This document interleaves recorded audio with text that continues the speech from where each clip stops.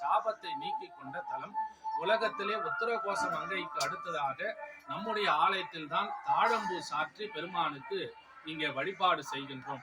பிரம்மனுக்கு சாப விமோசனம் கொடுத்ததால் பிரம்மனால் ஏற்பட்ட சாபமும் இங்கே தாழம்பூக்கு நீங்குகிறது. எல்லா விதமான நாக தோஷங்கள், சர்ப்ப தோஷங்கள், ராகு கேது தோஷங்கள் எல்லாம் சுவாமியை வழிபட்டு பாலபிஷேகம் செய்து நெய் தீப விளக்கு ஏற்றி வழிபாடு செய்யும் போது நாக சர்ப்ப தோஷங்கள் நீங்குகிறது. திருமணம் ஆகாதவர்கள் எந்த விதமான திருமண தடைகள் இருந்தாலும் சுவாமியை வழிபட்டு பரிகாரம் செய்தால் திருமண தடைகள் நீங்குகிறது. அதே போல குழந்தை பாக்கியம் 10 வருடங்களுக்கு மேல் இல்லாத குழந்தை பாக்கியம் இல்லாதவர்களுக்கு குழந்தை பாக்கியம் கிடைக்கிறது.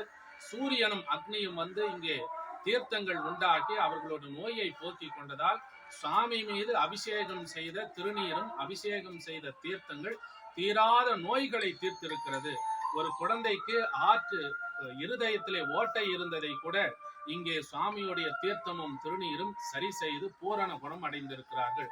இப்படி பலதரப்பட்ட எல்லா விதமான அதிசயங்களையும் சாமி நடந்திருக்கிறார். சென்ற வருடம் இதே நாளிலே நந்தி மீது அமர்ந்து 2 மணி நேரம் நாக சர்ப்பம் காட்சி கொடுத்தது.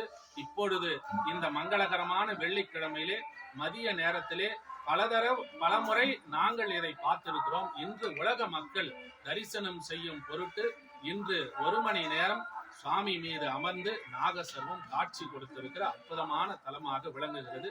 அனைவரும் தரிசனம் செய்து பெருமானுடைய அருளை பெறுமாறு வேண்டி அமைகின்றோம். கார்த்திகேயன் சிவாச்சாரியார்.